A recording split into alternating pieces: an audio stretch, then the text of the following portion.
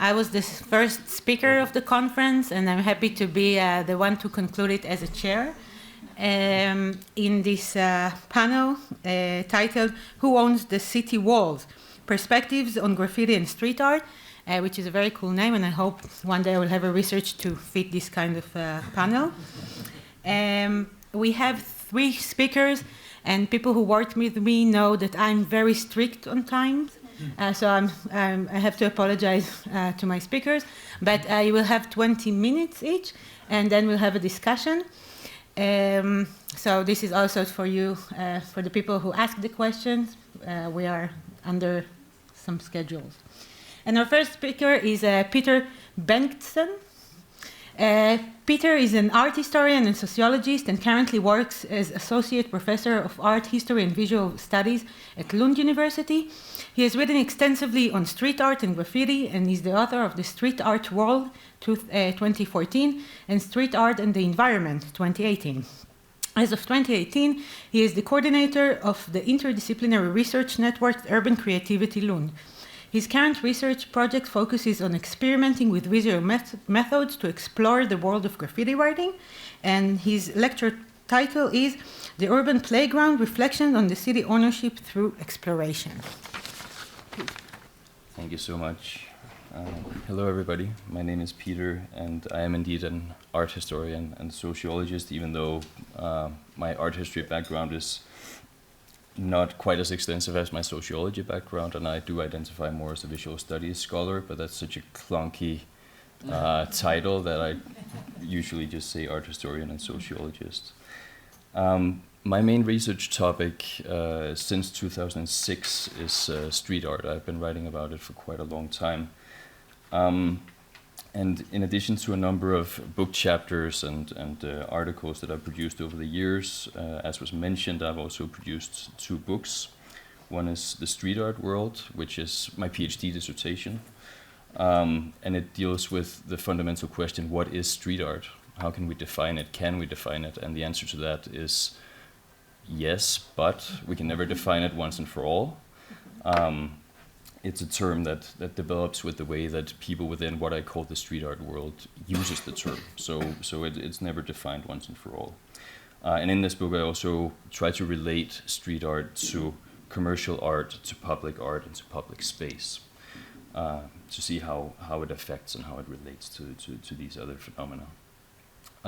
In my second book, Street Art and the Environment, I'm looking at how art may affect the way that we think about and act towards the environment. So this is some of my work on street art, but in parallel with these studies of street art, I've also been engaging with the world of graffiti writing in Malmö in Sweden, where I moved in April 2010.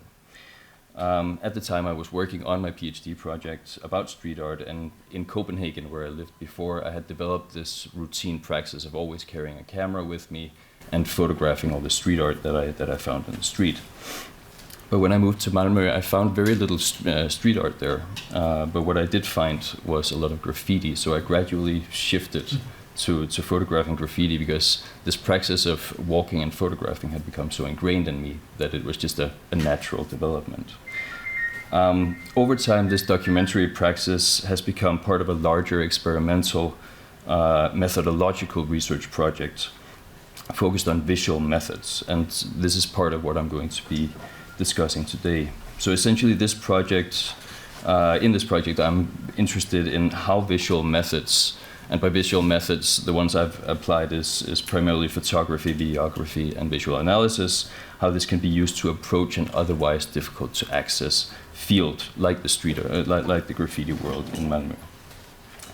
I began when I first went to Malmö to take pictures of graffiti at a parking house called P-huset Anna, and this is one of the walls you see here. It's a multi-story parking house in the center of the city, which houses 2 graffiti walls, which are also the oldest legal graffiti walls in Sweden. And I also photographed graffiti that was found on passenger trains and along the train tracks between Malmö and Lund. I'm working at Lund University. and I lived close to P-huset Anna. So I was living close to one side, and I was commuting back and forth, being on the trains as a natural part of my everyday life. So it was very much a matter of convenience that this was where I started documenting graffiti. It was simply the places that I frequented most in my life. Since I'm not a graffiti writer, and since I'm not from Sweden, I started out as a complete outsider to Malmö's graffiti world. I had no contacts with local graffiti writers, and since in Sweden graffiti is illegal in most contexts, and it carries a sentence of up to 6 years in prison if you're convicted of gross damage. The minimum is 6 months in prison. In 2010, it was not so straightforward to establish contacts with graffiti writers. It has become easier now with the emergence of social media, especially Instagram. But back then, when I started out, it was not so straightforward to contact people who are engaging in illegal activities and are naturally not that keen on speaking to outsiders necessarily.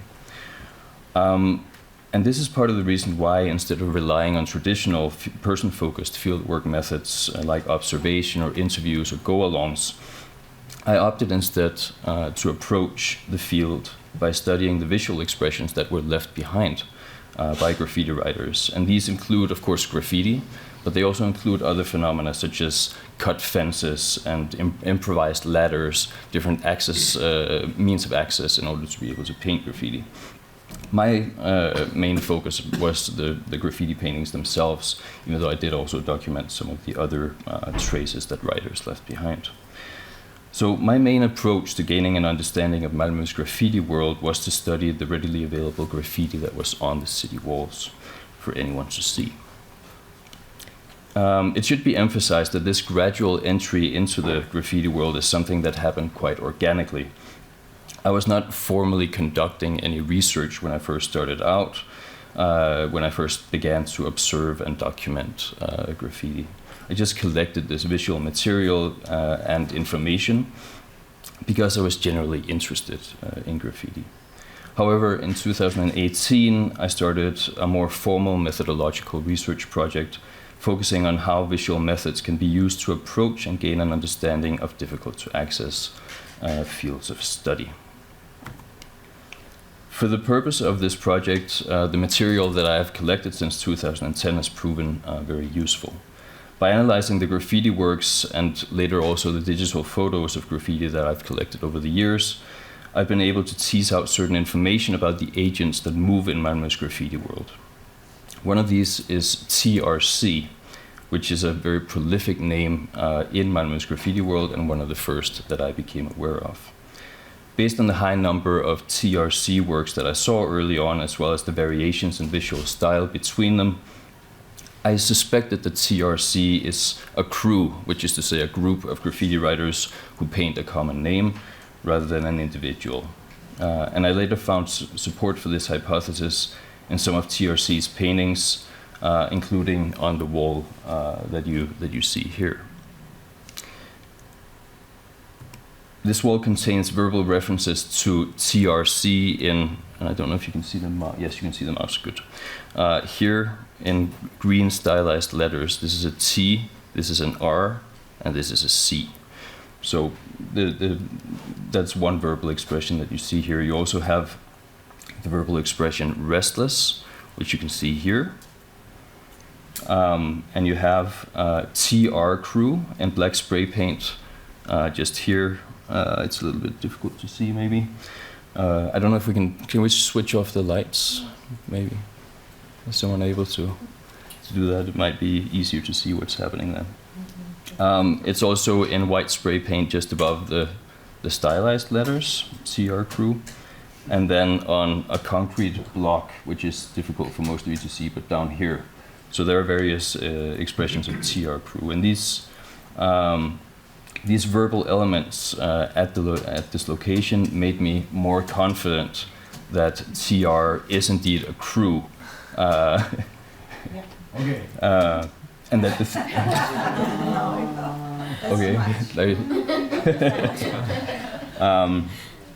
and that the three-letter name is an acronym for the Restless Crew. These presumptions were subsequently confirmed in a work at a different location, which spelled out the crew name, the Restless Crew. And you can see it here. You see it's a see-through fence, so it's a little bit difficult to say, but you have the Restless Crew in the middle there, and then on either side you have throw-ups, let's say CRC. And similar gathering and analysis of imagery were conducted for other crew acronyms such as NER, which stands for Never Ending Riot or Nothing Else Rocks, HSM, which stands for Hon slog mig, which in Swedish means She Hit Me, and ADF, which stands for Always Dirty Fingers, which of course relates to what happens when you're painting graffiti. And this exemplifies how an outsider like me can obtain from studying graffiti expression certain information about the world of graffiti writing and the agents that are present in it. It's not only information about individual graffiti writers and crews that can be derived from studying traces of graffiti writing. Often relationships between different agents in the field are also manifested visually. And an example of this is the inclusion of dedications in graffiti paintings. As can be seen in the 4 examples here, dedications are sometimes denoted by varying standard prefixes. And these include, but are not limited to, yo, as you can see in the top left corner there, which is an English slang interjection used here as a greeting. You also have the letter 2 or the Roman numeral 2, likely standing in for the somewhat homonymous English word to, and 4, the letter, the number 4, which is fairly homonymous with the English word for. Sometimes dedications like these seem unrelated to graffiti writers. An example of this is the reference in the lower bottom corner here to Kiki Danielsson, who is a well-known Swedish singer who's, I believe, is in her 60s now, and as far as I'm aware, does not paint graffiti, but somebody called out her name here. Often, however, dedications will name pseudonyms of other graffiti writers. And paying attention to these dedications, which are usually placed as side notes to more elaborate and stylized graffiti pieces, can provide some sense of the relationship, whether existing or aspirational, between different graffiti writers at a particular moment in time. By studying the dedications, which are usually relatively legible compared to more stylized elements of graffiti, an outsider may also come across writer names that they were previously unaware of or unable to decipher. And these visual expressions, especially when studied over time, can thus expand an outsider's visual literacy as well as knowledge about agents and social connections within the graffiti world.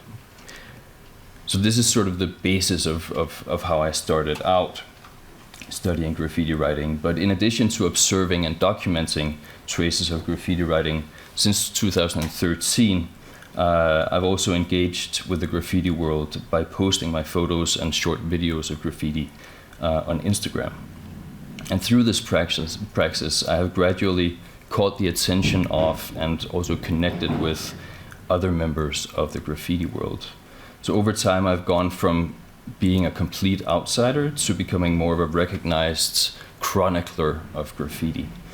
However, I've found that chroniclers who don't paint graffiti, because of course graffiti writers also chronicle graffiti, right? But for us who are not graffiti writers, we are considered lowest in the hierarchy of the graffiti world. And I learned that explicitly because I was part of a panel discussion in 2018 with graffiti writers on the panel and in the audience. And I specifically asked, like, where do I stand? This is what I do, where do I stand in the hierarchy? And a very well-known graffiti writer who was on the panel, who also happens to be Danish, made it very clear that to him, people who don't paint and who just document graffiti are lowest in the hierarchy. And he got a big round of applause, so I assume that that's quite widely spread. Since a stronger position or a higher position in the hierarchy, if you will, within a field can be beneficial when trying to elicit certain information, a few years ago I decided to try to challenge this place in the hierarchy that I had been allotted by creating graffiti scenes, so small handmade publications. You can see one of them here in the picture. And then arranging scavenger hunts for them using a combination of physical space and social media. And this was a way to attempt to upend the usual order of things. As a chronicler, I'm usually the one following in the footsteps of the graffiti writers to experience and document the work that they leave behind. So the task I set for myself was to try to get the graffiti writers and also other members of the graffiti world to follow me for a change. And more broadly, this part of the project with the scavenger hunts, I think, can also be seen as a demonstration of how each of us can take ownership of the city and encourage others to do the same by exploring our environs. Now, rather than explaining more with words, and in keeping with the idea of using visual methods including using visual methods for conveying results, I thought that I would share a short documentary video that I have created on the project. And it's a bit more than 5 minutes, so I hope that will be okay. And then after that, we can have a bit of a discussion, hopefully. Let's see if this works.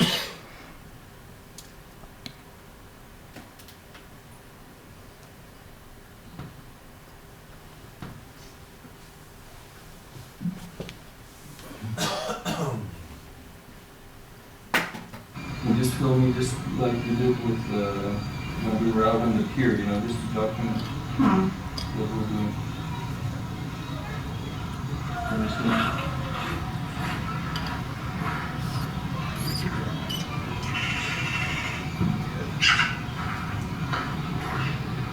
I'm just going to record this on my phone as well.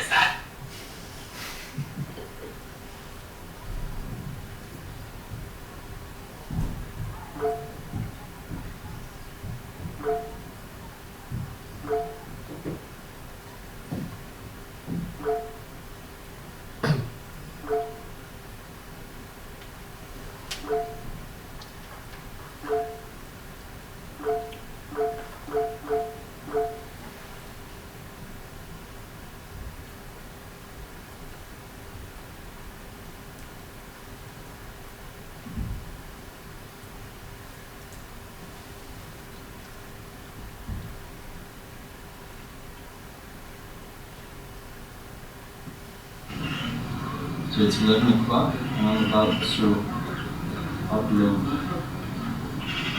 the next clue to Instagram. Let's see how it goes.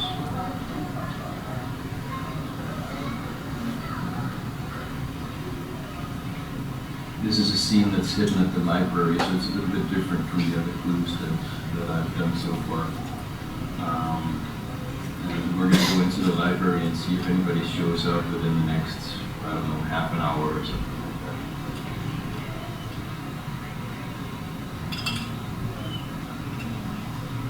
It's finishing up.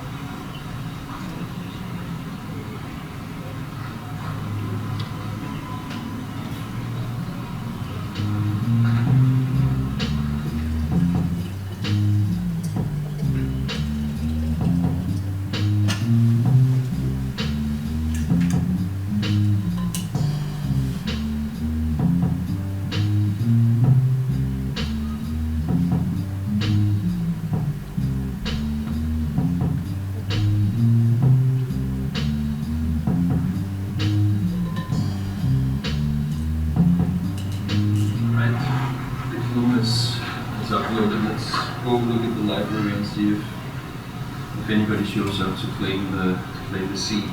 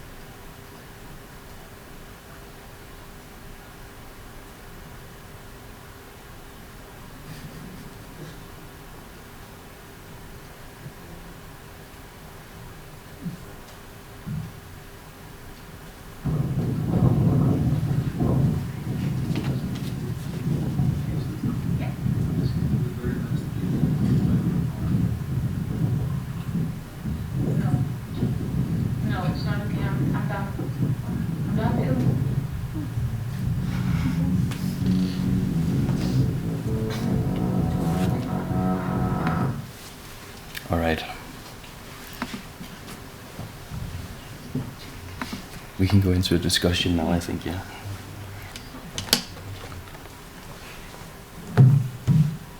Okay. Thanks, Peter, for this presentation and for the movie.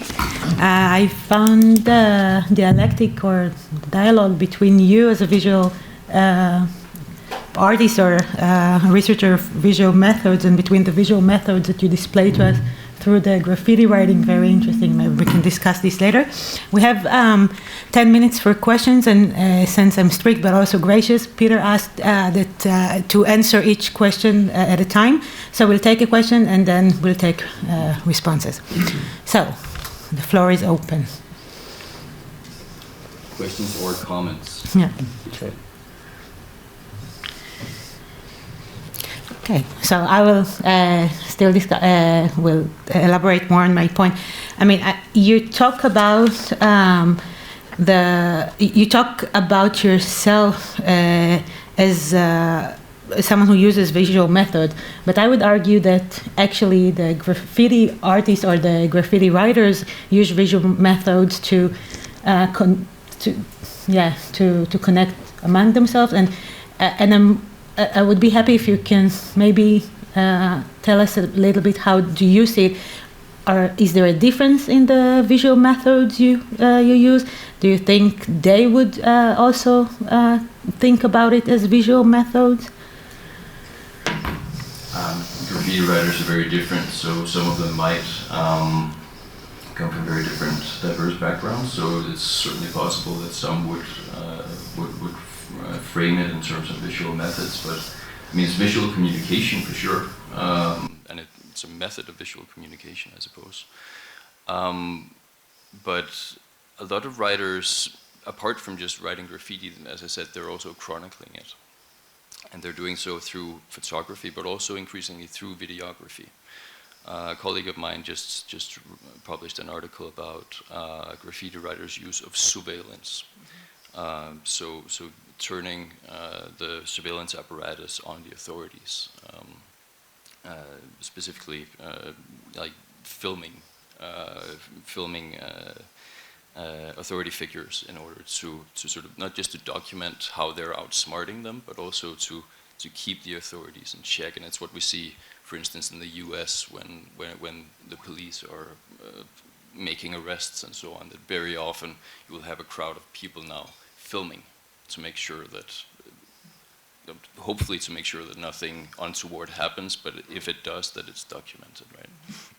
But, and graffiti writers are doing some of the same things, because in Sweden there has been quite a lot of problems with security guards overstepping their boundaries. Security guards in Sweden are not allowed to lie in wait and set traps for graffiti writers, for instance. They're not allowed, they're supposed to be patrolling, they're not supposed to sort of be in one place and set up traps. But that does happen. And that's something that gets documented, and then, you know, I don't think anything really happens, but it gets documented, yeah. There are journalists who have written about this, and also written books about how these security companies are acting in ways that they're not supposed to. And one of the ways that it's documented is through the visual documentation of graffiti writers. So if we talked about duality, or like the maybe duality of the visual method, so this is the duality of the illegality of the act, which is also interesting. Seina.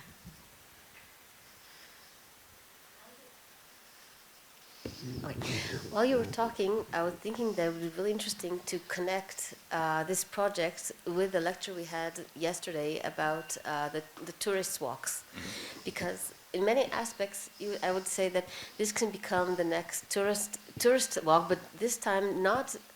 If the last lecture was talking about the diversity of the talkers, this time maybe it's the diversity of the walkers, because this might be, because I don't see graffiti writers going on and walking together and listening, but this can be like a new type of way to show different communities. Maybe like this can be like really interesting to see how different communities you can sort of tailor something for them, because I think that the people who were on this scavenger hunt probably had such fun, maybe even more than, no, not more than you, but you know, as much.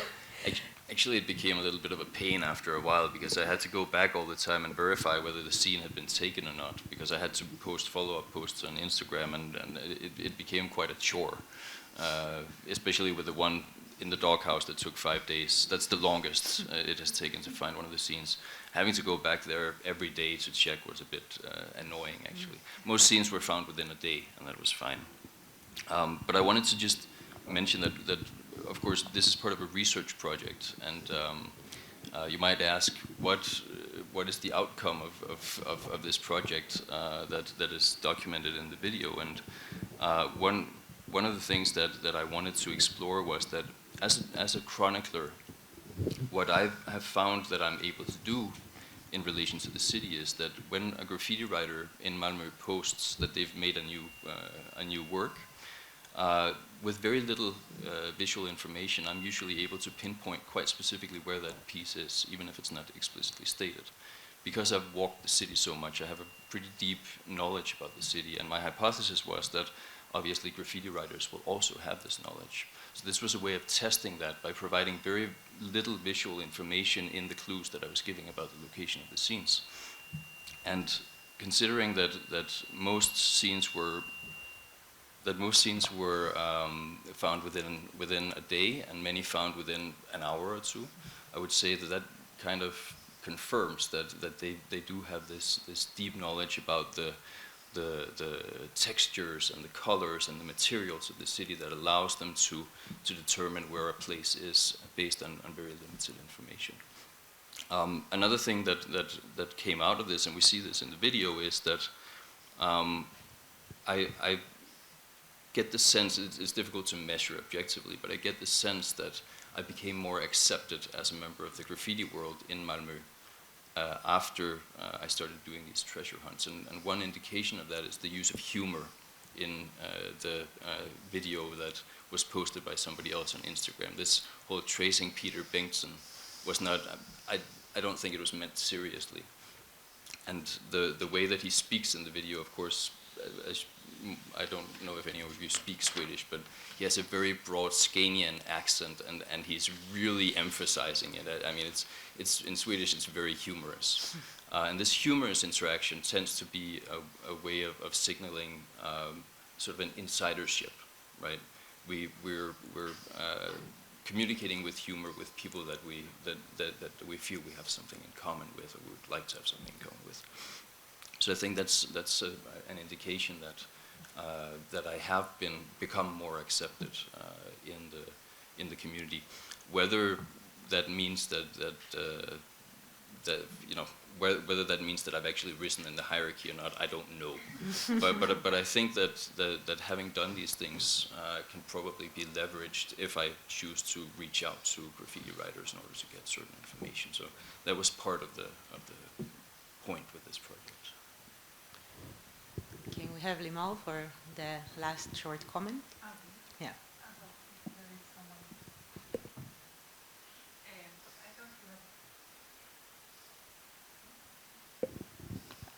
My question is actually totally, in a way, the thing that triggered, and since I'm looking at hierarchies, so in a way your reaction. So it's funny because usually professor from the university is higher in the hierarchy, right?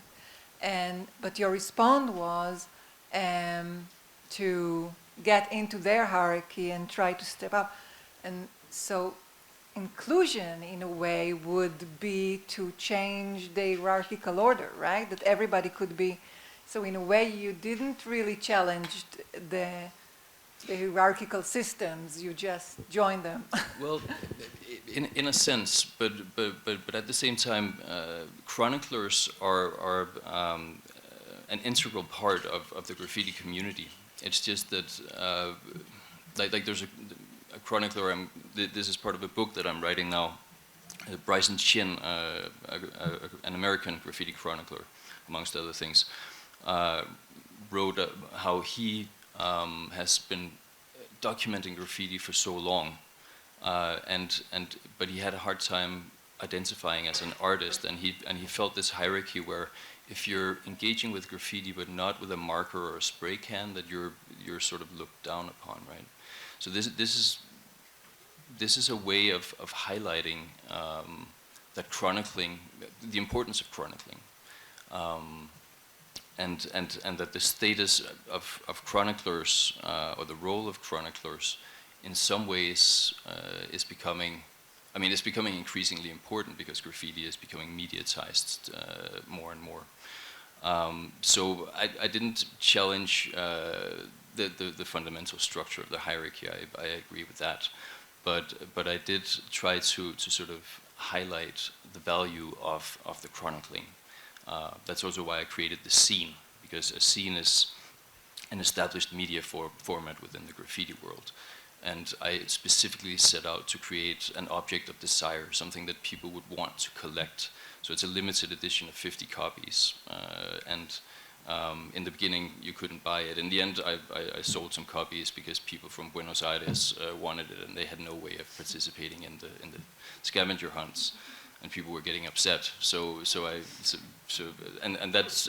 also reached not just the local graffiti world, but the wider graffiti world, which includes not just graffiti writers, but also collectors of graffiti ephemera and publications and so on.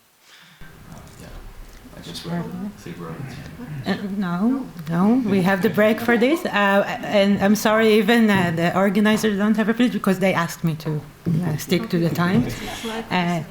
But thanks, Peter. And I think it raises, like, also last comment, a lot of questions of neoliberalism and the market gain, but we can discuss it maybe at the end if we'll have more time. Our next speaker is Enrico Bonadio. Right?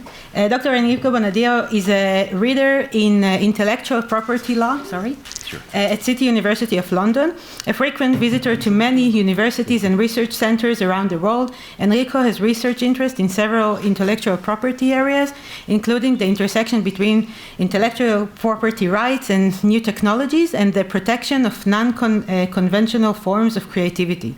He has attracted funds from a variety of institutions, including the European Commission, Australian Research Council, UK Research and Innovation, UK Economic and Social Research Council, and the UK Higher Education Innovation Funding. You have to teach us how.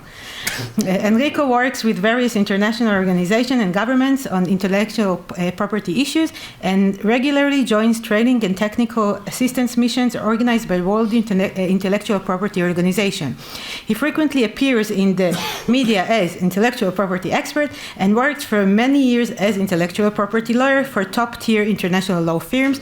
So I hope, and the title of his lecture is Copyright in the Street, an Oral History of Creative Processes in Street Art and Graffiti Subcultures. No intellectual property there.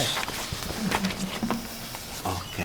I would like first to thank Katia and team for organizing this and for the invitation. It's my first time at Hebrew University, so I'm very glad to be here.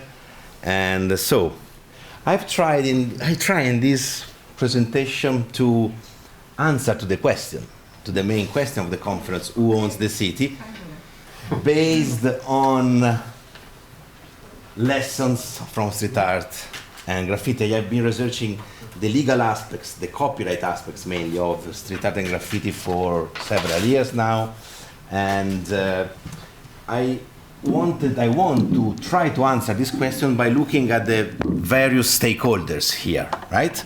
We have different stakeholders when it comes to street art and graffiti.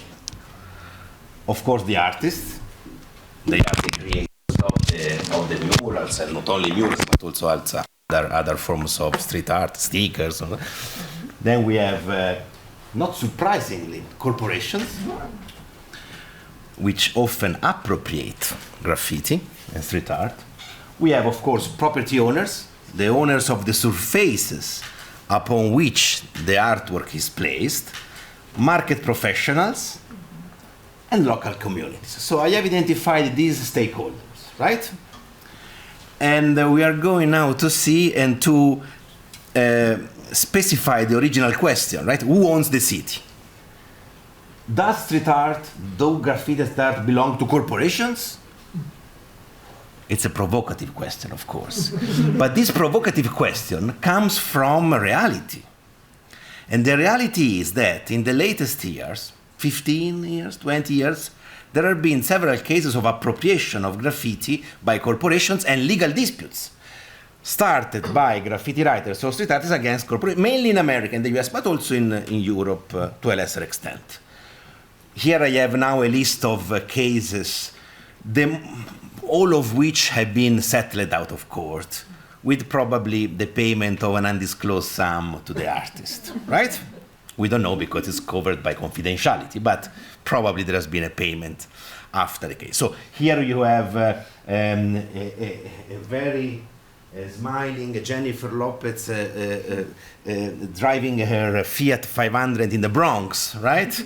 The only thing that Fiat didn't ask permission to Task Crew, a very famous crew of muralists in the Bronx. They complained in court. The case was settled. A German artist, Tim, you should know him, Cantu is very famous, right? There has been no case here, in court at least. He has not even complained, but the Spanish swimmers, female swimmers, went to Beijing 2008 Olympic Games with this uniform, right? Which completely reproduces the artwork. Then several other cases, I cannot go into details here, but in the fashion industry mainly, you have here this case by Urban Outfitters appropriating this mural by Hall, a Miami-based artist. Then you have H&M appropriating an artwork by Reebok, placed in Williamsburg in New York. Again, the case was then settled. Moschino, an Italian fashion company, appropriating this mural made by Rhyme in, I think it was in Detroit, High Vandal, and used then as ornament for glamorous fashion products at a glamorous event. Again, another fashion company from Italy, Cavalli, appropriating these murals on those fashion products. High sunglasses maker Oakley appropriating as a backdrop for the commercial advertisement. McDonald's as well. McDonald's is really looking at graffiti with interest, because now there is sort of overlapping between street art insiders and McDonald's customer base, let's say, right? Here, another case, McDonald's, Norm, right, from US. You can see how McDonald's appropriated verbatim the tag Norm, no? Right? Then many others. I mean, I cannot, as I said, go more in detail. But what we can say from a legal perspective is that corporations in America, corporations which have appropriated graffiti, have tried to rely on this exception, which is incorporated in the US copyright law, the freedom of panorama, right? In the US, like in the UK, the freedom of panorama is reserved to architectural works or sculptures, right? There is no really reasonable answer to why the freedom of panorama is just reserved for architecture and sculpture, because paintings do not enjoy that. So that means that if you appropriate a mural, a painting, a mural placed in the outdoor environment, you may be liable for copyright infringement, while the freedom of panorama exception applies to architectural work. But what, for example, in this case,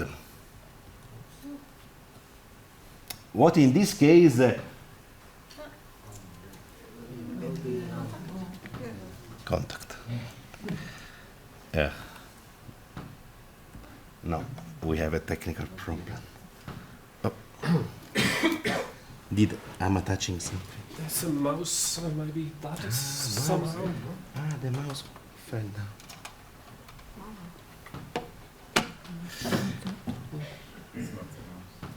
No, it's not the mouse. No. It's coming and... Okay, let's hope.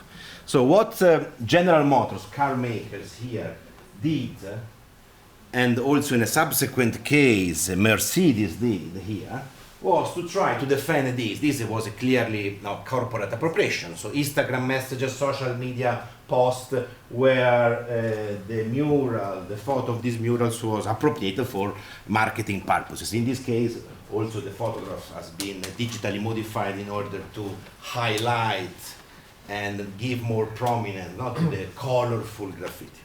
What they have tried to do here, both General Motors and Mercedes, is to rely on the freedom of pronoun exception for architectural works. But you say, but these are paintings, they are not architectural works.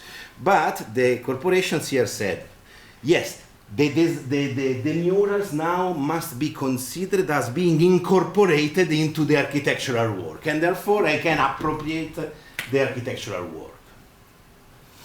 Luckily, in the first case, luckily because I side with artists, of course, the judge said that no way, one thing is the mural and the other thing is the architectural work. The fact that the writer, the artist, has painted on the building does not mean that the painting has been incorporated into the architectural work.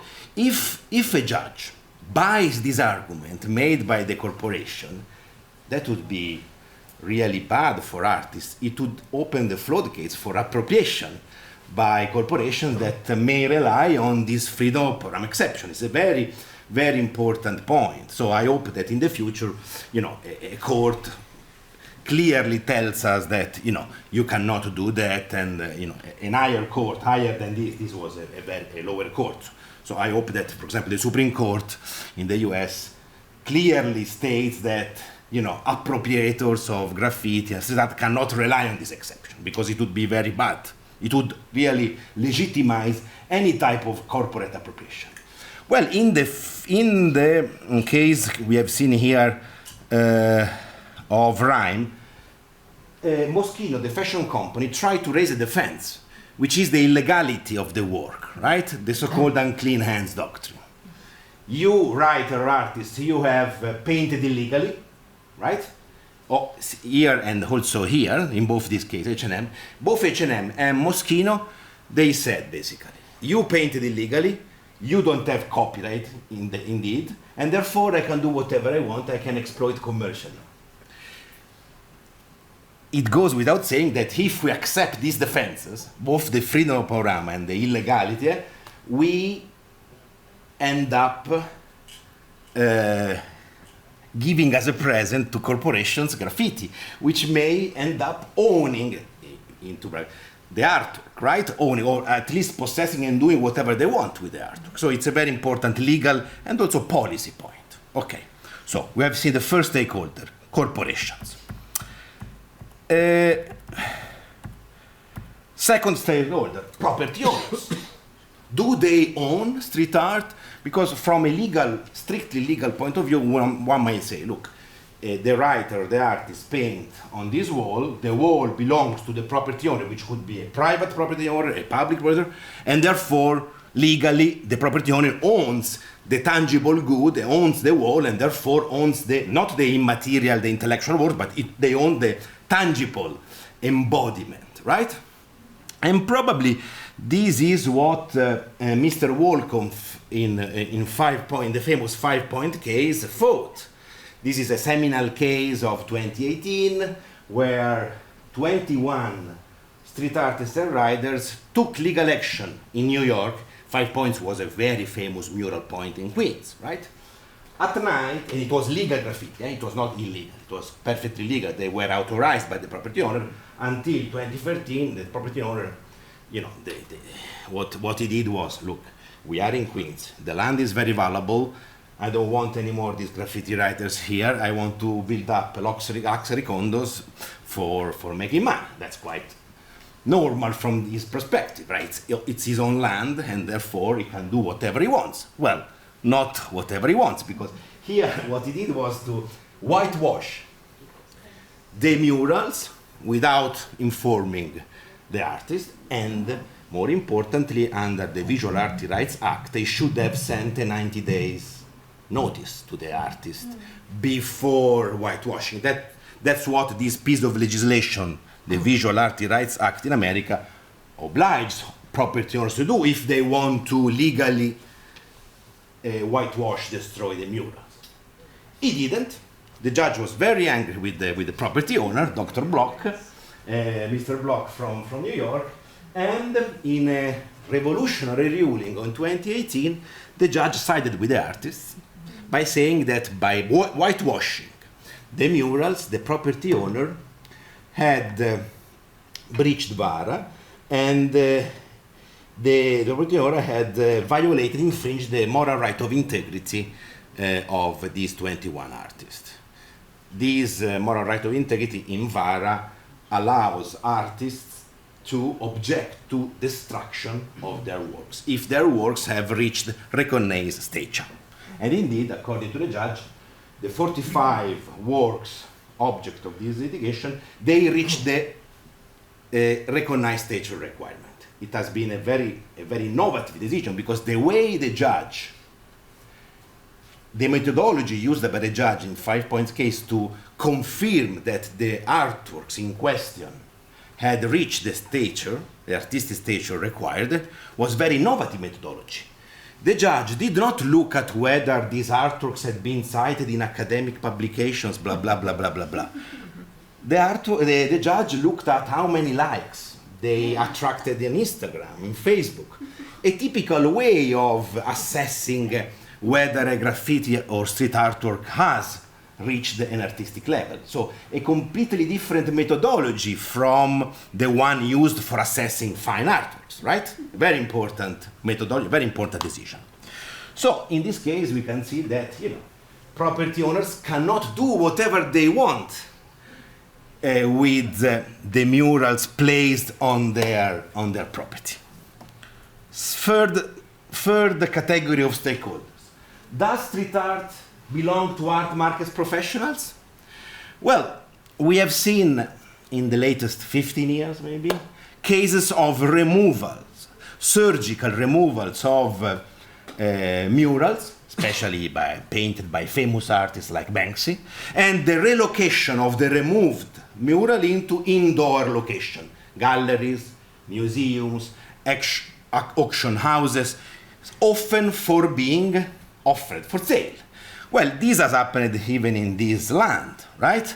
You may be aware of Banksy's murals painted by the famous English artist in Bethlehem, like the Wet Dog, and then cut from its original environment, removed, and then offered for sale in New York. That was in the state of New York by some people. This is the Wet Dog. Stop and Search, again, another mural painted by Banksy in Bethlehem, removed from its natural place and taken to Miami, America, in order to be resold, offered for sale. Another one, which is even more controversial, the rat painted by Bethlehem, again, very close to the separation walls, removed from its original place and taken to Tel Aviv, right? In order to be resold.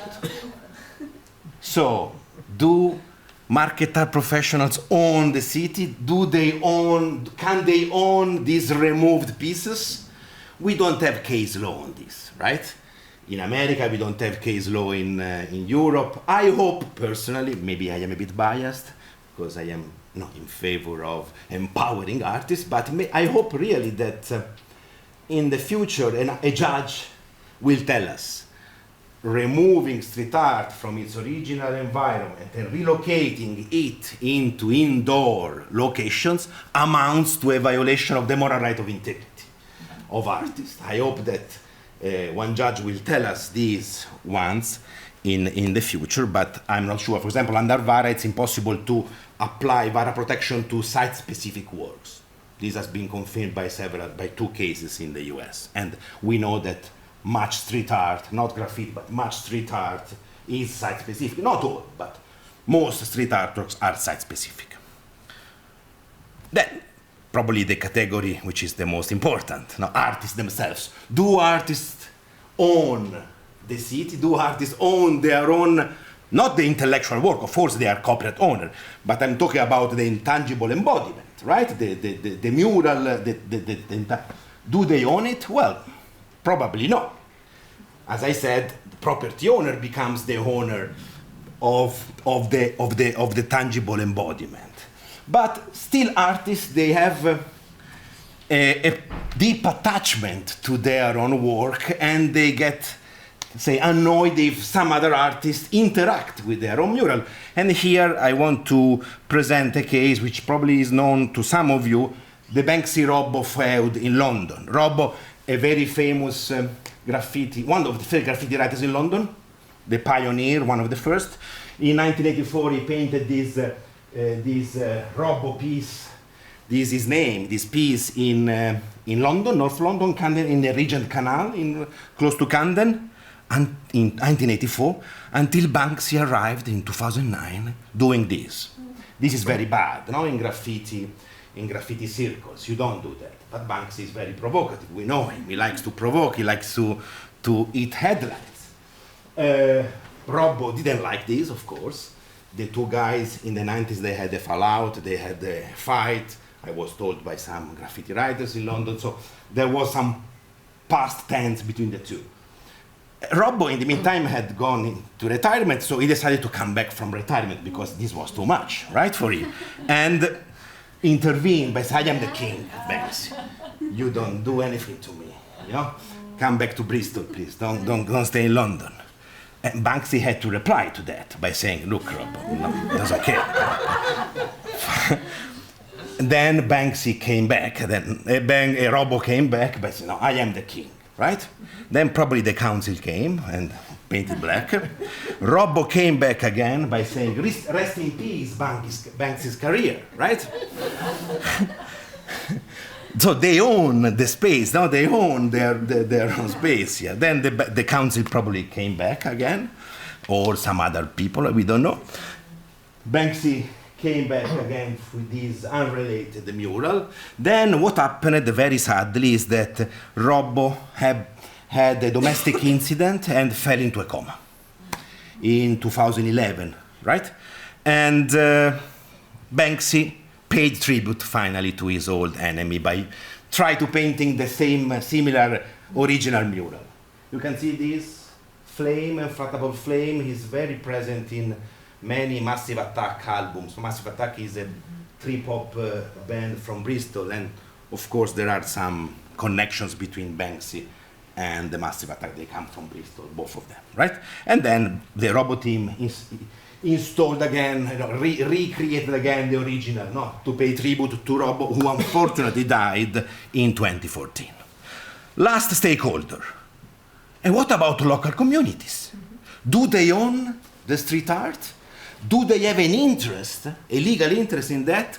Well, increasingly, there are commentators who believe that they should have a say, right? Banksy, you know, and other artists, not only Banksy, of course, they paint in specific location because they want to give a gift to, you know, attract attention to that particular area.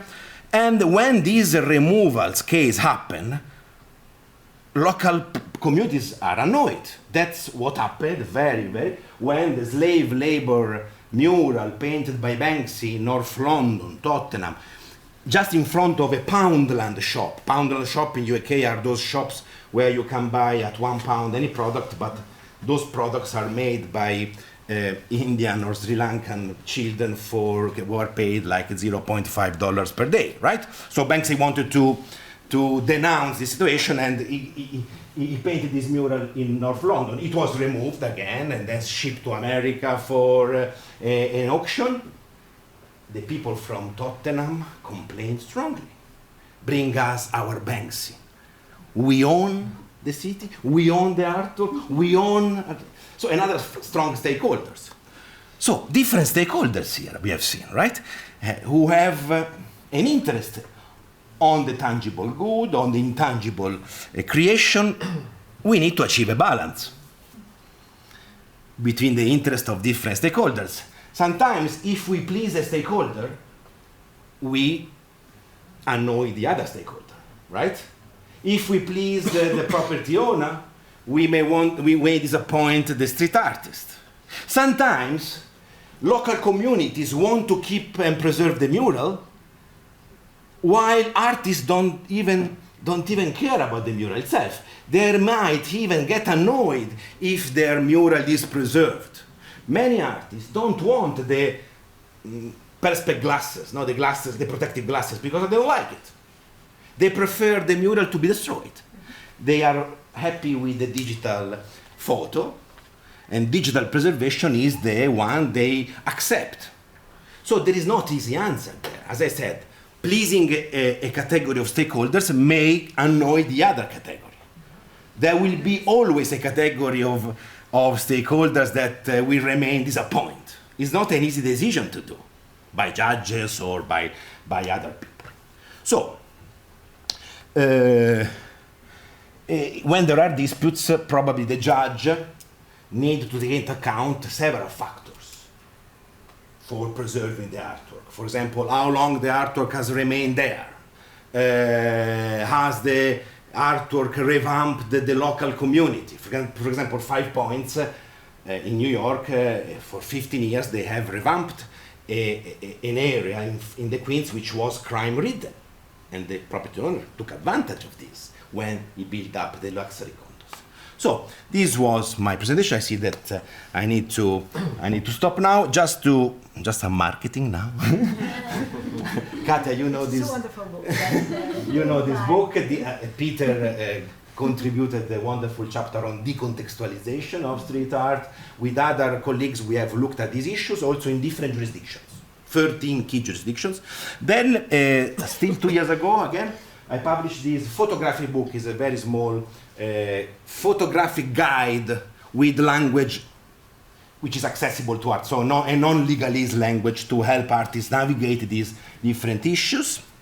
And I think in 2 weeks, this book will come out, my monograph, which is more a socio-legal analysis of these issues. Basically, all my interviews I made with the street artists and graffiti writers, I collected the best bits of these interviews, and that's why I have called the book an oral history of creative process, because I wanted to make surface the voice from the street, what they think about preservation, about ownership, about corporate appropriation, gallerization, and all these issues. And the answers I got are very heterogeneous. We cannot say it's an homogeneous subculture. There are different opinions, different sensibilities, and so on and so forth. So I would like to thank you. My last slide is dedicated to Jerusalem, who is hosting us today, and is a hope for peace and love. Okay? Thank you. Questions, comments? Sorry for being late. It's fine. It was great and very thought-provoking, and I know there will be a lot of questions and comments, so we should have time for that. We will take 3 questions if that's okay with you, but that's, I'm afraid, what we have time for. So, Michal. This was really fascinating. 2 quick questions. In the cases where if the artist itself is the person removing it, rather than, let's say, a gallery or an institution, how would that change the situation? And also between the private property owners and between the community, what about municipalities or other bodies that are maybe in charge of regulating our own public space? And then more fundamentally, do you think that regulating all of this is going to just translate graffiti art into kind of legalized terminology and reestablish how we think about private and public space? Or do you think it holds any potential to also alter some of these conventions? Okay, first point. Artists. I mean, I'm not aware of any case of artists removing their own artwork. It's a quite fascinating option. If this happens, there might be a legal issue with property owners, because the owners probably have legally become the owner of the tangible embodiment, so it could be compared to basically a theft of a property, like a canvas. No, you steal a canvas which has been left on the house, in the house. Here you remove even a door. You remember the Bataclan? Banksy also left a mural on the Bataclan, the girl. It was stolen, basically, not by the artist. But sometimes it's easier to steal a door rather than cut a wall. So cutting a wall without authorization is difficult. I mean, you always need the cooperation of the property owner, of the owner of the wall, right? But if this happens, legal issues between the artist and the property owner may arise, right? And property owner may have a strong case there. The second point was the point of legalization. So you suggest that if copyright penetrates so deeply these artistic communities, these subcultures, we may end up, mainstreamizing street art. There might be the risk of a mainstreamization. The city could be another stakeholder. When I talked about local communities, probably I meant also the involvement of council. Council have expressed sometimes their disgust when these things happen, because the local council represent the local community, right? They are on the same fence. But we had also the opposite. Sometimes local councils, they have painted over Banksy's murals, either because they didn't know. This happened in Kent with the pigeons and the murals against, it was like some tropical birds being insulted by some local English pigeons. It was, a clearly mural against, hatred against migrants. The local council in Kent, they removed it. They didn't know that it was a Banksy. Probably they regretted it because they lost lots of money. And so local communities, they are stakeholders. And I would identify the interest of local communities with the interest of the local, or the local council with the interest of local communities, right? But then you had a question on legalization. So your suggestion is that if we apply copyright or other legal rules to graffiti, we may end up consolidating the mainstreamization of and gallerization or of street art. Yeah, this is a risk, of course. That's the reality. But many artists, many writers, not all, but several writers and artists with which I spoke, they accept that. I mean, we need to accept that this subculture is experiencing an evolution, right, from the 70s. It might be an evolution which some insiders do not like, of course, I accept that. But it's the reality. And yesterday, you remember when I quoted those opinions by Zephyr or by other writers from the 70s or 80s. They were open to mainstreamization at that time. So it's something that was in the past as an exception. Now it's becoming the rule. Thank you. Katia? Some other person.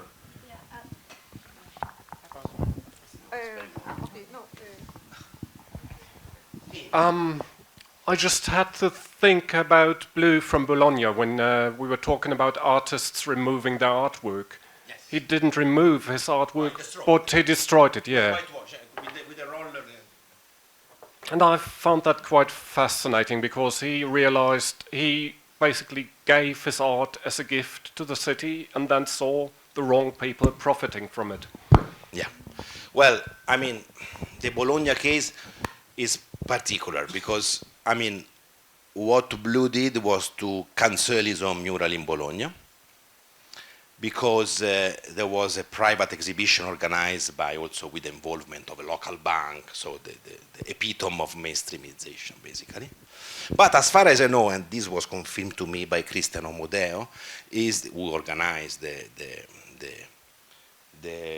exhibition, they tried to contact him. They send him an emails by saying, look, these murals are on a derelict building.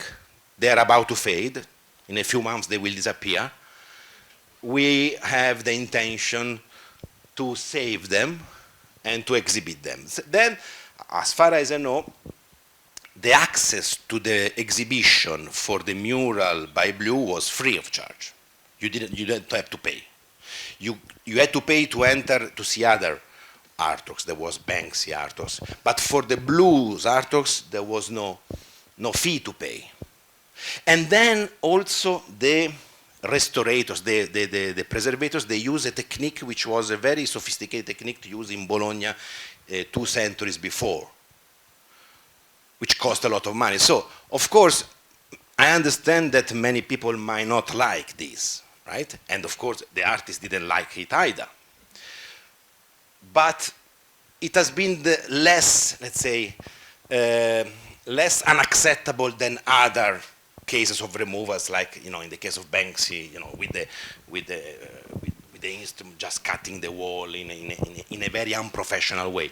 As far as I understand, in the case of Bologna, they use a very professional way.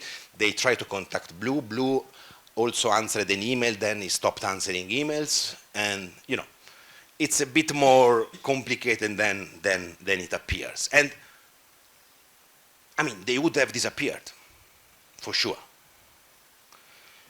Of course, they got also money from that. So it was also a commercial operation, I understand that. But, this is a case of ex situ preservation, right? There are 3 ways you can preserve street art. Ex situ preservation, which is the most unaccepted, the most controversial, I would say.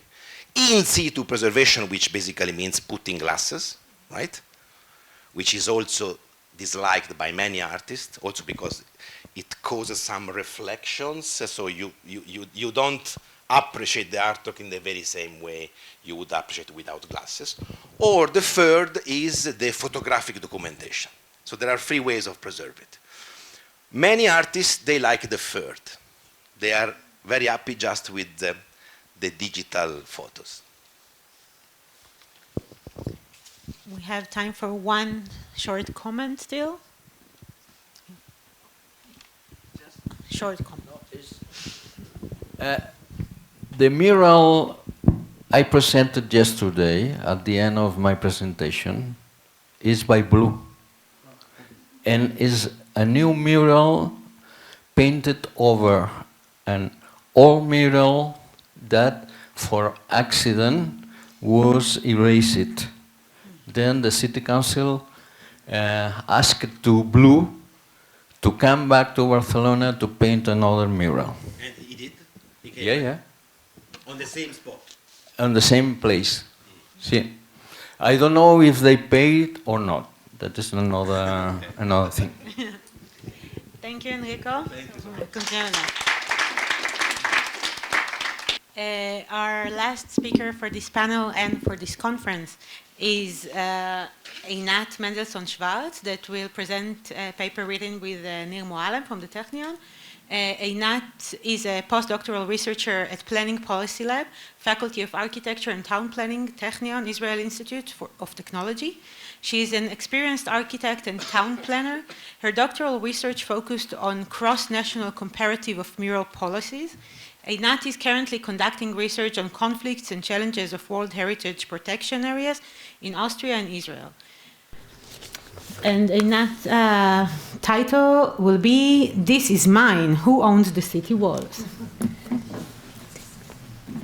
Actually, I was really, really, really happy that Enrico was talking before me, so now I might have a chance to talk in 20 minutes. Because, as you will see, some of the topics...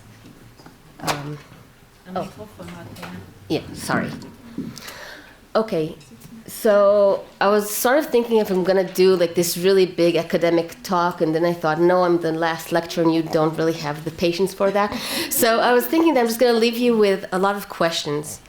And when we're talking about, about a year ago, I was hearing this podcast about real estate, and they're asking a friend, Iris Frankel, what she hates about the planning system. And she answered, "I hate clear answers." So I really hope that I'm not going to give you any really good clear answer. I'm just going to give you a lot of questions. And what we're going to talk about is exactly the ownership of the last millimeter of a building. Because the building is privately owned, we know who owns it. The public, we pretty much debate, but what exactly happens on this last millimeter? And specifically, we're going to talk about murals and street art because it's fun and beautiful, nice, and it's really, and it's a good topic. Now, this is based on this paper, which if you want to be one of the 6 people who read them, thank you, Mom, you're more than welcome. So the first aspect is the legal aspect, which thank God, Enrico, thank you, I don't really need to talk about, which is talking about the fact that you have the ownership of the tangible mural and you have the ownership of the intangible aspects. And if you could see, I'm going to move a little. The intangible aspects themselves, they are 3. You have the moral rights, the copyrights, and the trademarks. So the moral rights usually belong to the artist itself. The copyrights are usually belong to the artist or whoever paid. The trademark, well, the same, and the owners is the physical aspect.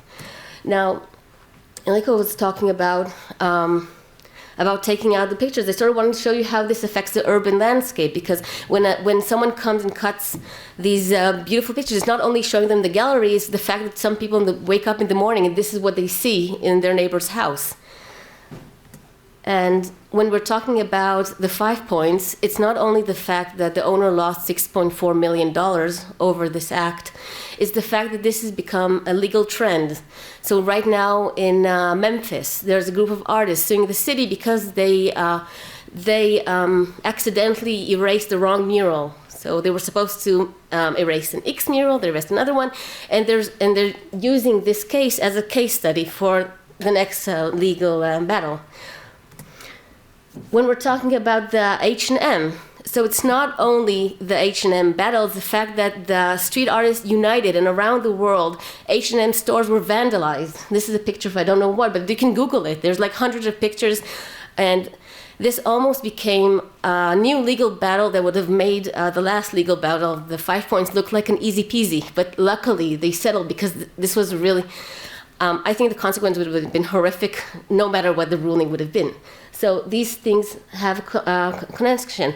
Another thing that happens because of the intangible rights is that usually today when you see a movie, let's say a nice movie and the actors are walking in Brooklyn, the murals that behind them are not original murals. The company usually erased them, the organic murals, paid a new artist to do murals, so they will have copyrights over this.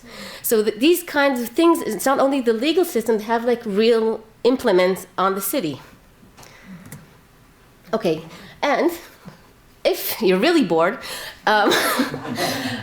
we have a new paper where it was talking about actually how in the realm of the intangible rights, the artists themselves are in the bottom of the system. They don't have the power, they don't have the mechanisms to actually get compensation, but mostly they usually cannot stop the companies using their artworks, and we're pretty much trying to see how using technologies they can promote this.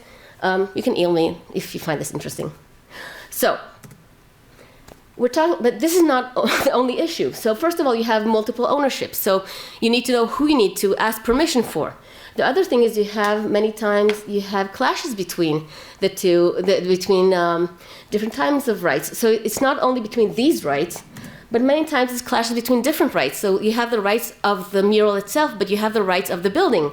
Now, a mural cannot stay if the building is taken down. So, for example, this is a picture for 2 days ago from Austin, which this is one of the landmark murals, and the building was destroyed, so no more. But you see that this affects when a building is built near the mural. So it's not actually the rights of the same building, it's the right of the plot next to it. So these kinds of things becomes an issue. When we were researching Portland, we found out that there's issues of rights of the artist and issues of rights of air, of quality of air. So people were saying, okay, this is nice that we have these legal walls, but I live above it, I'm asthmatic, and I want the municipality to stop people spraying aerosols. So you have connections between environmental issues. You have issues between rights of speech and artistic expression. So the issues of the legal is endless. And I only have 20 minutes, so I'm going to talk about the other things because I told you, questions. The other things we have is issues of belonging. So many times the legal aspect does not apply. We have issues that, for example, communities legally do not hold any rights for the mural. So any mural that is a community mural, we've seen many cases where a community mural was taken down because the community could not contact the artist. So the artist would claim that it has, because they don't have any claim in this court. You have cases where people take care. They're the ones who maintain the mural for many years. These are informal connections that need to be revisited all the time because there's there's a different time connection. And for many times, the de facto ownership of these murals is the community itself or the people around it. So, for example, this specific mural is a mural called Stop the Violence in Philadelphia, which was one of the first murals of mural arts in Philadelphia. It's not a very good mural, but it was a very loved mural. It was a mural that talked about all these people who had died with gang violence in the neighborhood, and it was dilapidated and really looked bad. And an owner bought the building, and the first thing he did was take down the mural because he didn't understand, and the neighborhood went wild. They almost rioted there. They were outraged. And at the end of the process, the owner of the new building actually had to redo the mural because this was the only solution that the neighborhood would live with. This is another mural in Washington, D.C. As far as I know, it's still there. And this is a mural that's simply hated by the community. An owner did this legally. He thought it was beautiful. I'm not sure what it represents, but the community just united against this mural. And the owner said, well, I'm sorry, but fuck you, sorry. And still, they clash around it. They're like 5 years that have been clashing around it, and they're throwing, and they're hating, and it's like an intense spot. But the owner's keeping, at least what I know. Another thing, we were talking about blue. So, Berlin, one day before, there's two beautiful murals of blue, and again, blue does not have the legal rights for this work, and we can discuss what kind of belonging does he feel? I think it was 4 or 5 years after he created this mural. Does he still have any type of ownership about a wall that he can come and erase it? I mean, it's a really nice statement because it was a statement against gentrification and against the redevelopment of a shantytown, and it had a lot of like righteous reasons, but we can like debate, was it his or was it the city's? This is like a real strong argument we can have. Another thing is representation.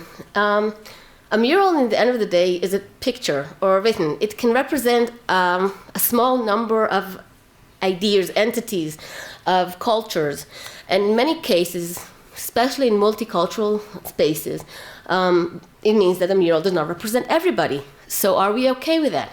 And furthermore, a mural usually in our mind represents the person who created it or the person that the mural is located on. So if I say I have a store and someone created a very racist mural and I don't take it down, probably most people think that I sponsored this. So represented is a very, very strong dilemma when we're talking about the ownership of the walls. This specific mural, created by Pierre Roddy, was sponsored by a very big graffiti street art festival. And the day that it was created, he worked on it for 2 months. It's a beautiful mural. But the day was on it, the local community came and just threw paint on it, saying, this is not ours. We're an Afro-American community. Gothic style is not related. This looks to us a bit, I don't know, I think it was unchristian. That was the strongest communication. But at the end of the day, they were saying, you never asked us. Who do you think this is? This is the entrance to our neighborhood. Who do you think you are to put this? So this was a very strong representation issue. Now, representation issues don't have to start the day the mural was created. For example, in Philadelphia, during the 80s, the mural arts created a mural of the first Italian mayor, Rizzo. And it was created in the Italian market, and it was supposed to be, and it was celebrated by the local community as the first Italian mayor, and blah, blah, blah, blah, blah. But 20 years later, the neighborhood changed. It's very more Spanish and Black and Afro-American oriented. And the climate of the culture changed. So today we're more aware that Rizzo actually was very pro ultra copying and very towards all the broken windows issues. So it's very controversial today. So this mural, which was 20 years ago beloved, has been, for 5 years, vandalized over and over and over. And if I remember correctly, in 2019, don't catch me on the date, it was taken down. The mural artist said we're not willing to keep doing it for something the community hates it so much. So sometimes these issues of ownership change throughout time. Another question is the artist and the audience relationship. Many times you think that a mural is supposed to be a present from the artist to the audience. I mean, voila. And and many times we think but this needs to be broken down, because even when we're talking about community murals, there's an artist making a mural for a community, and many times this is exactly the process. So is the artist actually making it with the community, for the community? Is the act itself of the creation more important than the process itself? What exactly is the relationship, and does the artist have any responsibility over this relationship? So this is an example of a controversy that was accidentally created. The artist created, a Brazilian artist, which I forgot to put her name, created this mural in Portland. And what she didn't know, she couldn't have known, that the other side of the building, the street, there was this woman that a month ago her son went through a big heart plant. And every time she opened her windows, all she could see was the trauma of seeing her son, being on this really big surgery. And the mural's still there, but the whole city had to intervene around it. This became a very big issue that, and then nobody intended. It was like, nobody thought this, but many times daytime conflicts are very much intentional. So for example, in 2016, when there was an election, Lucius made this mural in Melbourne. Now, this got a lot of bad, negative promotion. Why didn't they like it? Anybody? Objectifying. Okay, so it's not Hillary, it's not the political, it's the fact that you have undressed, an unchristian woman. So the artist said, okay, I can play this game. He went and changed it, writing that if this Muslim woman offends you, you are a bigot, a racist, and sexist, Islamophobic. She's still unchristian. She's still unchristian, that's right. But this stayed, as far as I know. Many times, we have people creating political works, and we can debate: do they actually have the right to put it? Or do the audience have the right to decide if they want to see it or not see it?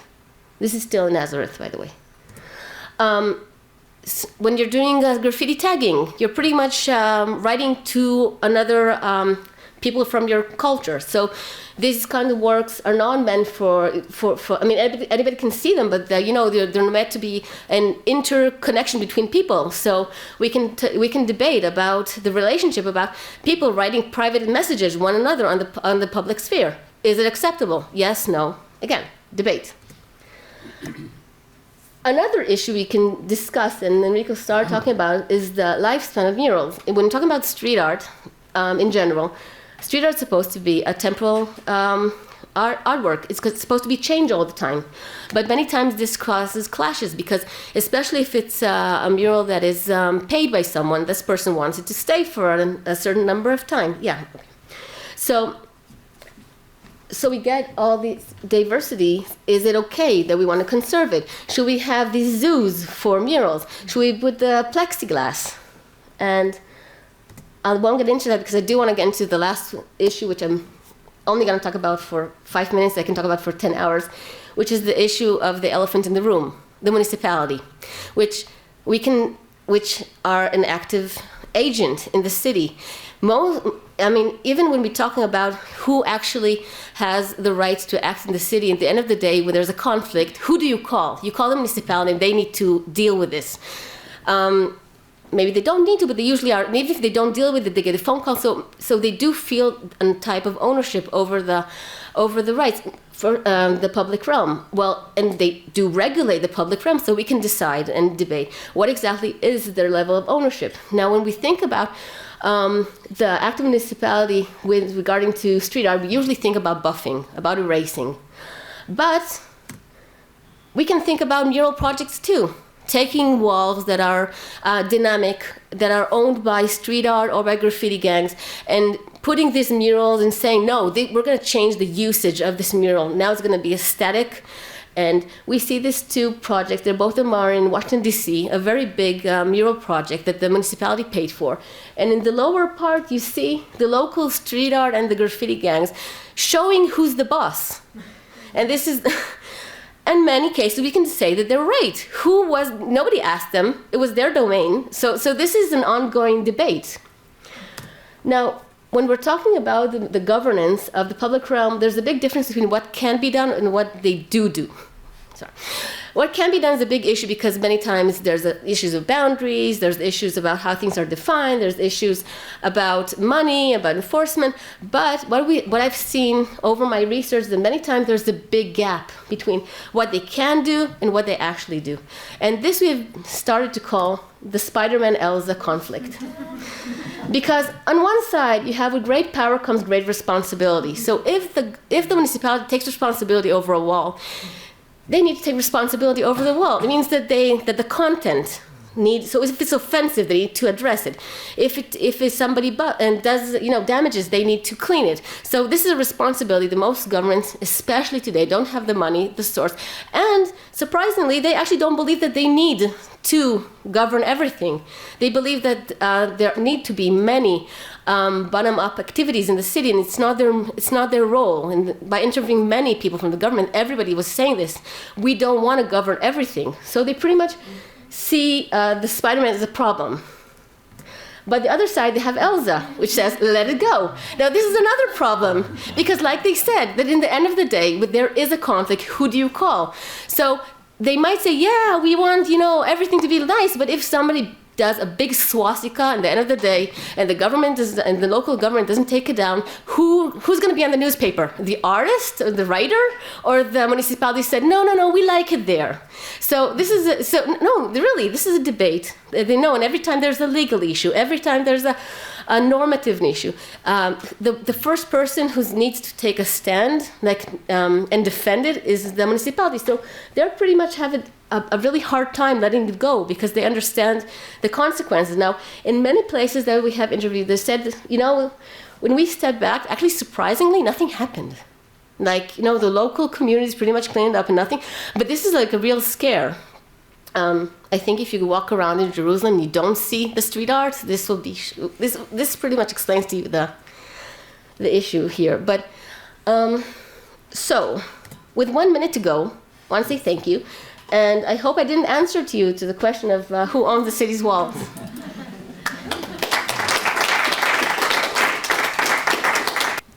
Thanks, Einat. That was great, and you stick to the time. So, thanks for that as well.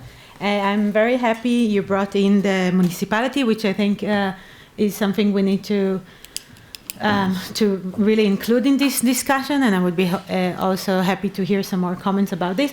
Just referring to your very last bit about Jerusalem, but I think to me it reminds me a bit of, sorry it's self-publicity, but that's what it reminds me, the article I also mentioned yesterday with Nir and Avner and other colleagues about the artistic spirit of cities, and I believe that also when it comes to street art, we have the different mechanisms of the city. So it's the people, the community who like it, the municipality, and some histories, the built environment, and so on, that really, at the end of the day, impact what do we see in the street. And it's not, you cannot duplicate the logic of street art between cities, I believe as well. And I would be also happy to hear what you think about it. But first, I will open the floor for more comments and questions. It's the last round, people. Katja, please. Okay. Where's the... Yeah, it's here. Thank you. Thank you very much. It was very interesting and impressive. I just wanted to share something that really connects to what you have just told us. Once I talked to an architect living in Kiev, planning urban architect, that told me that one day the municipality of Kiev decided to make a mural project. And there are, of course, maybe not thousands, but many good artists living in Kiev, Ukrainian. But they decided to invite a Brazilian and Argentinian artists to do murals because they heard that in their countries they paint really good murals. So one day people of Kiev woke up to murals that they could absolutely not relate to, with topics that were absolutely not theirs, and he said that many people felt they are colonized by these absolutely foreign murals that have nothing to do with their country. Do you want to answer or pick up? Limon, please.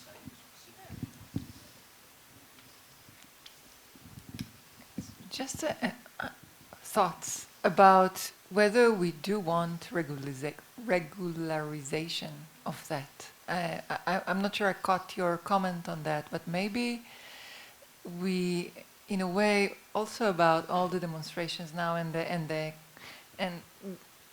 the fight over constitutions and legal rights and legal obligations and so forth, whether we don't want everything to be regularized. Maybe we do want to trust, in a way, the public, which is diverse, and there are so many actors that think differently. Not all graffiti artists want the same thing, not all neighborhoods want the same thing, and in a way, if we regulate, we are much more rigid and less, and I don't know, I'm just thinking how we need to educate ourselves and to be better at, so not all conflicts are bad, right? So we need to think also, so it's like, okay, that will be tomorrow on the paper, so what? Good. Better than other stuff that are in the paper. So I'm just I'm just saying that not all conflicts are bad. We don't need to be worried about that necessarily, but so in a way to be more specific about what we are worried about, and in a way, where is it really necessary? That's just any thoughts. Maybe I'll add to this, but if we're not regulating, we're also regulating in a way. So I'm not sure. Yeah, and who's regulating? So we have one more question there, and then Inat, you can answer. Hi. When we were talking about the communities and the somewhat trigger of this mom with the heart surgery, I was thinking about the constant tension in public space between wanting to be a space of democracy and free speech and freedom on one hand, but on the other hand as a space that allows everybody to be included in. And sometimes some expressions might exclude someone from this space. And I think this tension it's like a really wide principle, goes all over the debate regarding public space, between wanting to be a space of inclusion on one hand and wanting to be a space of freedom on the other hand. I think it's a really important tension to notice, and it relates to what you said regarding the communities and their ability to be to identify with the art in their space. Thank you.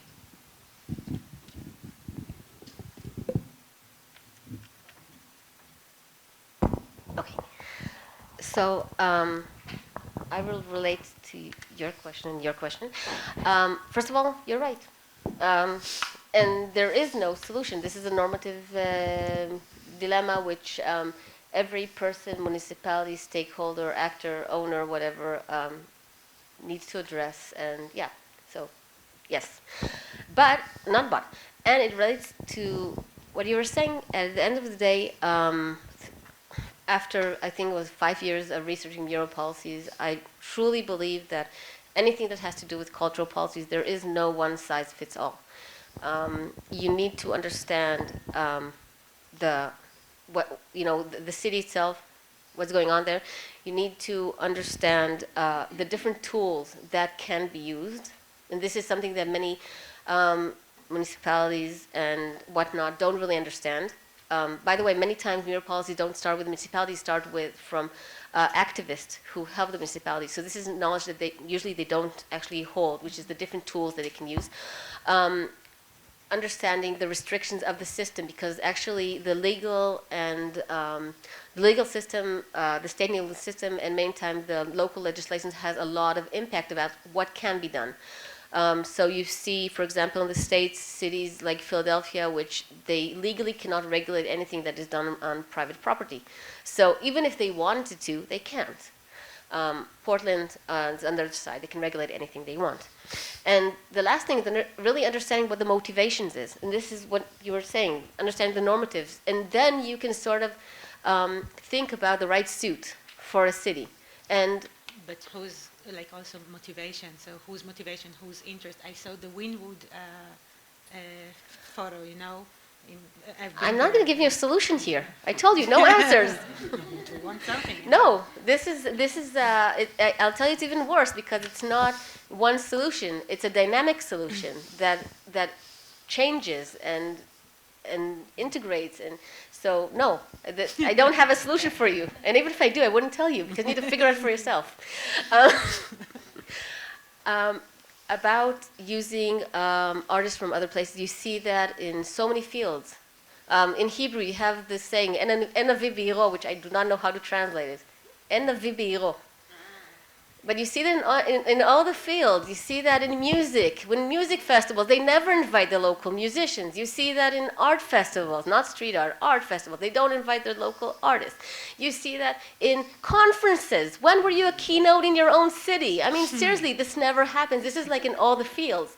And this is something, yeah, we need to think about. This is, and in Israel, we're really bad. I know that in festivals, like in street art festivals, when they do bring the locals, they never pay them, and you know they only pay. So there is no solution for this. But this is like a world epidemic. So sorry about the regulation. I think this ship has sailed. When street art, and specifically when graffiti started as a really small cultural aspect, people could put a blind eye to this. You know, this is something that's local, it's not happening, we don't have the money, we don't have budgets, but this is everywhere around the world. I mean, you have the Tate does exhibitions about street art. You have, look how much, we're gone to the point where you said that not regulating is actually taking a regulatory statement. If not, then my dissertation, we can throw it. No, but I think understanding today the mechanisms of the, I think that the issue and addressing and talking about mural and street art and graffiti regulations should be on the table because I don't think we can actually discuss whether we should. I mean, we can discuss in the future whether we should continue it, but I think that today every city is pretty much doing something. Even doing nothing, they are doing something. And from my interviews, I've seen that actually many cities, at least before COVID, were pretty much, and in the beginning, we're talking about how they should lessen the regulations. So actually, cities are learning that, you know, this ultra regulation is not something that they actually want. Yeah, so this is, and about conflicts, well, of course, I'm a big believer that conflicts should exist. And they're important. And actually, I took a slide off, which was a whole slide saying why we should research conflicts, because it's one of the most important things that should be researched in the planning realm, because this is how we learn. Conflicts are the way we change. Conflicts are the way we understand. Many times, tensions are not something we can see, but conflicts is something we can see. So actually, conflicts are very important things. But, and this is a big but, there are constructive conflicts and there are destructive conflicts, and there are stupid conflicts. So understanding, no, seriously, but because understanding sometimes a conflict which, like, if you knew 2 steps before, you could prevent. For example, today, usually owners, especially in Israel, don't do contracts with artists. I'm not talking about illegal works, I'm talking about legal works. And then like 5 years after that, they're fighting over the money. You know, but if they knew this, now this is a very small, but sometimes this is very big issues. So understand the context is explain to the people what they should expect.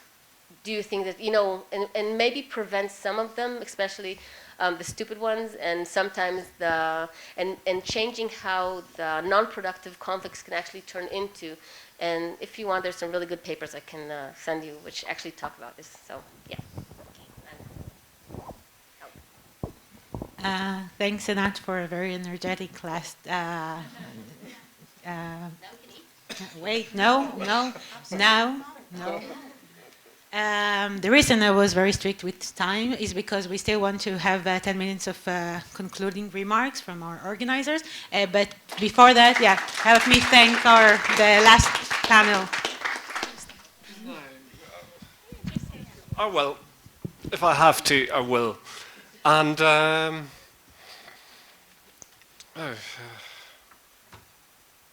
just to make sure I get it right. Anat, you said, I'll not give you a solution.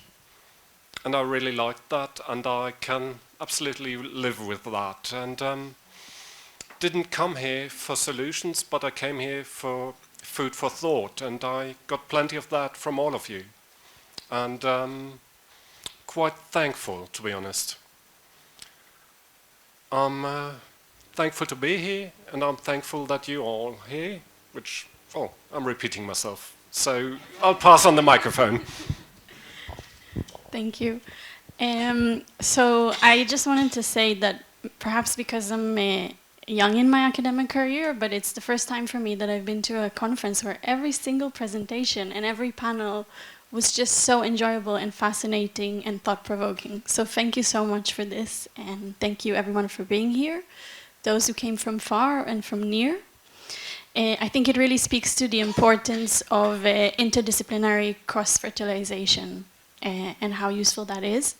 I want to say thank you so much to, we did these things before, but I think it's important to do them again. So Danny, the manager of the Minerva Center for Human Rights, this wouldn't have happened without him.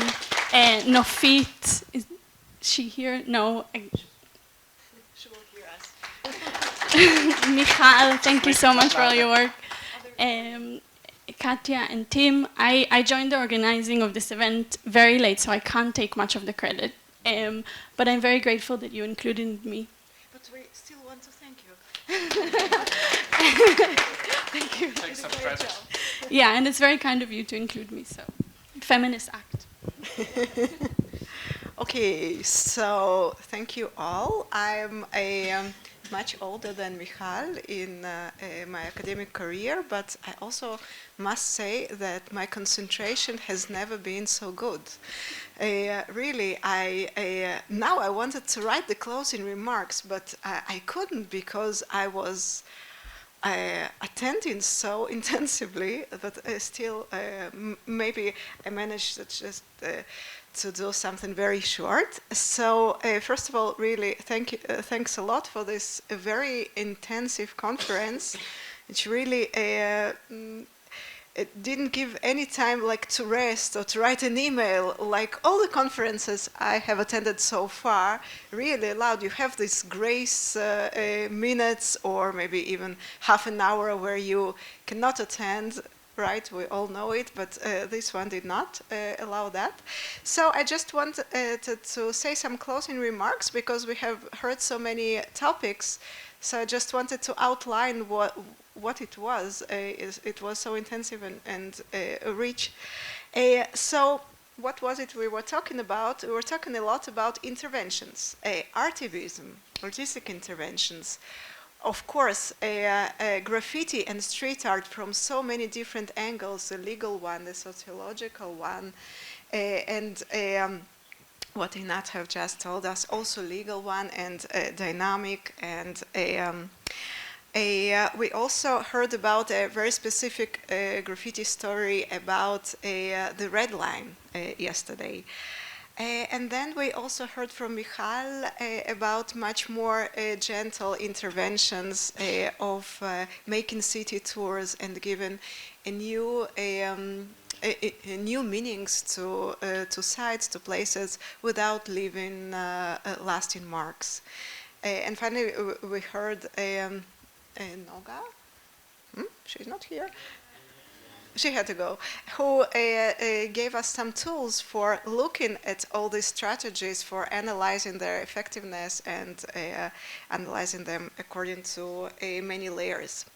So we also talked about questions of equality, city of equals, and what is it that constitutes equality, what are our measures for equality, and we also specifically focused on the security as a part of citizenship, if it is real or perceived one.